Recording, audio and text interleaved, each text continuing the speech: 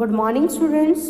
Today I am going to teach you lesson 9 of your Rise and Shine, the snowdrop. Snowdrop is a little flower which grows in hilly areas. It may be of white, light pink or purple color. It grows in winter season. Let's see how in adverse conditions it survives. कैसे ये जिंदा रहता है इतनी ठंड में भी. It was winter time and the snow lay deep. The winter winds blew cold, but there was one house where all was snug and warm. And in the house lay a little flower and its bulb it lay under the earth and the snow. सर्दियों का time था, बर्फ़ जो है हर जगह पर फैली हुई थी. स्नो ले डीप, हर जगह पर बर्फ़ थी. विंटर विंड्स, ठंडी हवाएं जो है, सर्दियों की जो बर्फीली हवाएं होती हैं वो चल रही थी. लेकिन एक घर ऐसा भी था जो आज भी गर्म था, कंफर्टेबल था, कोजी था. और वो हाउस था एक लिटिल फ्लावर का. एक बल्ब जो है आपको यहाँ पे सबसे नीचे जो एक बल्ब की शेप में रूट्स जो दिखाई दे रही है, इसको हम बल्ब बोलते हैं.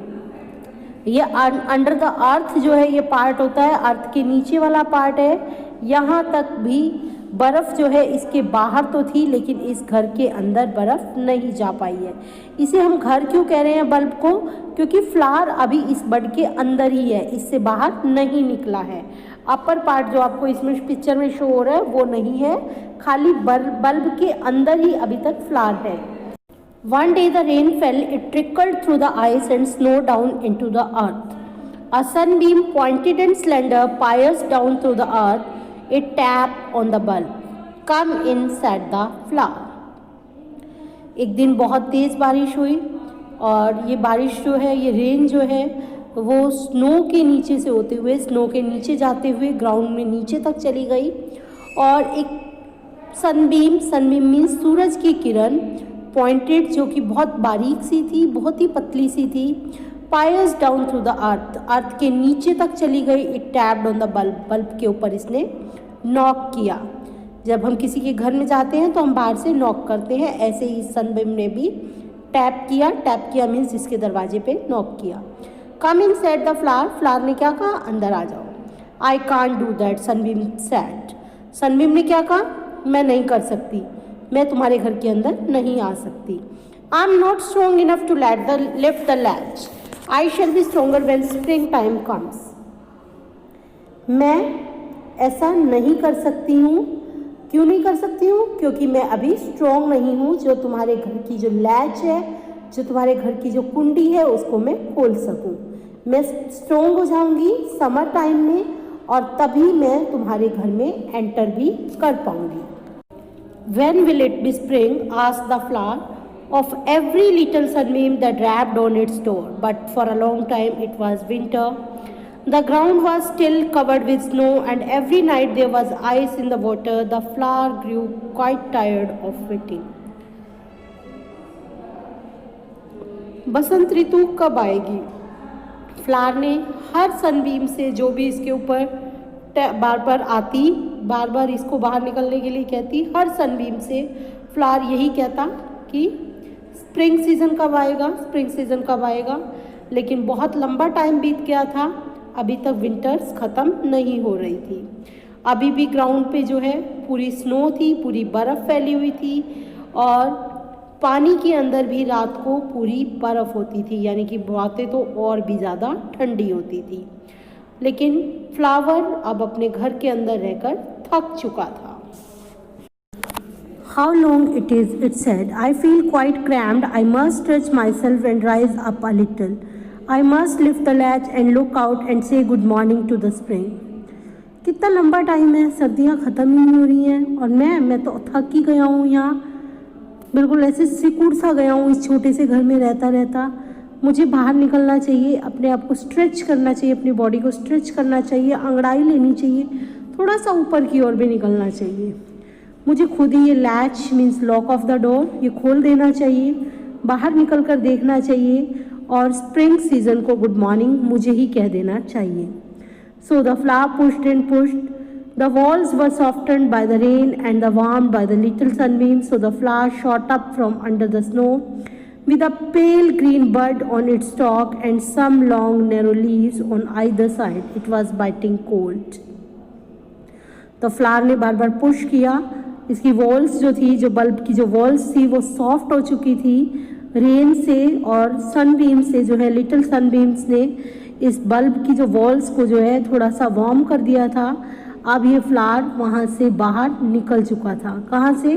अंडर द स्नो के नीचे से. और एक पेल ग्रीन कलर का बड थी जो कि इसके स्टॉक के ऊपर थी, यानी कि इसके तने के ऊपर एक छोटी सी येलो ग्रीन कलर की एक बड थी और एक लंबी लंबी सी पत्तियां थी दोनों साइड पे. लेकिन ठंड बाहर ऐसी थी जैसे कि इसे खा ही जाएगी. You are a little too early, said the wind and the weather, but every sunbeam sang welcome, and the flower raised its head from the snow and unfolded itself, pure and white and decked with green stripes. तुम थोड़ा सा जल्दी आ गए, wind ने और weather ने कहा. हवा ने और वेदर ने उसको बोला कि तुम थोड़ा जल्दी आ गए हो. लेकिन हर सनबीम ने उसका वेलकम किया और उसके लिए गाना गाया, वेलकम सॉन्ग उसके लिए गाया. और फ्लावर ने अपना हेड ऊपर उठाया बर्फ़ के ऊपर से और अपने आप को अनफोल्ड किया, अपने आप को स्ट्रेच किया. बिल्कुल प्योर वाइट कलर का ये बहुत ही सुंदर सा फ्लावर जिसकी डेकोरेशन शायद नेचर ने की थी ग्रीन कलर की स्ट्राइप्स से. बहुत ही सुंदर ये अकेला फ्लावर देखने में लग रहा था. इतना अच्छा लग रहा था ये देखने में. It was weather to freeze it to pieces, such a delicate little flower, but it was stronger than anyone knew. It stood in its white dress in the white snow, bowing its head when the snowflakes fell, and raising it again to smile at the sunbeams. Every day it grew sweeter. Weather जो था, मौसम जो था बिल्कुल fridge करने वाला था, बर्फ़ जैसा जमा देने वाला था. लेकिन ये छोटा सा डेलिकेट सा लिटिल फ्लावर जो कि दिखने में इतना नाजुक था, सच में बहुत स्ट्रॉन्ग था, बहुत ही ताकतवर था. इतना तो कोई सोच भी नहीं सकता था कि ये इतना स्ट्रॉन्ग होगा. It stood in its white dress in the white snow. White snow में ये अपनी वाइट यूनिफॉर्म में ऐसे खड़ा हुआ था जैसे कोई सोल्जर हो. अपना हेड को नीचे कर लेता, झुका लेता जब बर्फ़ गिरती, और अपने हेड को फिर से ऊपर उठाता और स्माइल करता सनबीम्स की तरफ देख के कि मुझे कोई चोट नहीं लगी है. और हर दिन और सुंदर ये होता चला गया.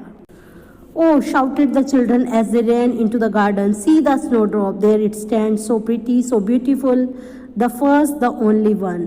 और तभी बच्चे क्या चिल्लाए गार्डन में. जब वो आए तो एकदम से भाग के वो क्या चिल्लाए, See the snowdrop. अरे स्नोड्रॉप आ गया. There it stands, so pretty, कितना सुंदर सा है, कितना प्यारा सा है.